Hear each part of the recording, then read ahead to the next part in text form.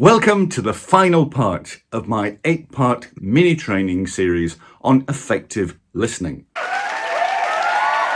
Today we're going to be looking at the last important tool for your effective listening toolbox. But before we do that, I'd like to quickly summarize to see if you can remember what it is that we've been doing over these last few weeks.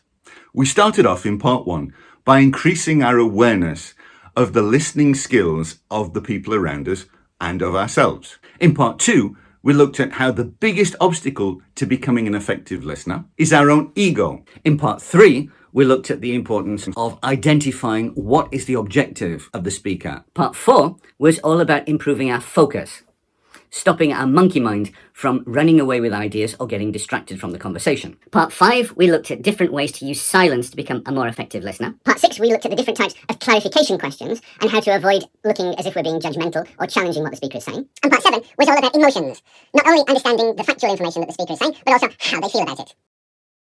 And part 8, what are we going to talk about today?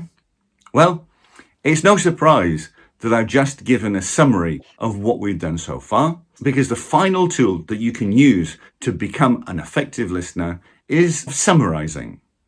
Giving a summary at the end of a conversation is not only a good idea because it clearly demonstrates that you've been listening properly, but also if you've started the conversation with the intention of giving a summary at the end, then that further increases your power of concentration and makes it more likely that you won't miss anything important.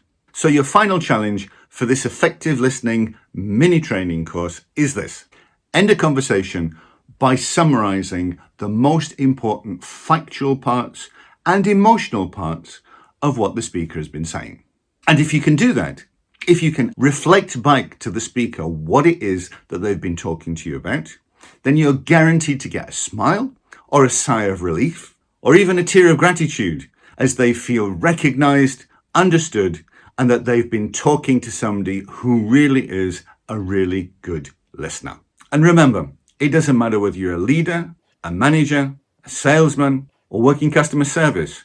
You can't be doing your job effectively unless you're able to listen effectively. So I'd like to thank you for watching this series. I hope you get lots of opportunity to practice and develop these skills further. And if you'd like to know any more information about my effective listening workshops, then please get in touch. I'd be happy to hear from you. I wish you a good summer. Look forward to seeing you next time. Bye-bye.